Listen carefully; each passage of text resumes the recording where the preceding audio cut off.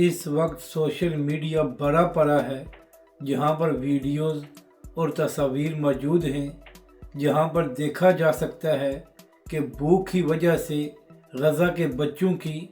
بری حالت ہے، اور اگر ان کو خوراک نہ ملی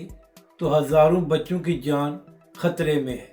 اسی طرح کتنی ایسی ویڈیوز سامنے آئی ہیں جہاں پر لوگ یہ کہہ رہے ہیں کہ کتنے دنوں سے ان کو کھانا نہیں ملا۔ تو یہاں پر سوال یہ ہے کہ کیا مسلمان حکمران سو رہے ہیں اور ان کی غیرت نہیں جاگ رہی، اور ان کو یہ نظر نہیں آ رہا کہ غزہ میں کس طرح ظلم کیا جا رہا ہے؟ اسی طرح وہ بڑی بڑی طاقتیں جن کو انسانی حقوق کی بڑی فکر ہوتی ہے،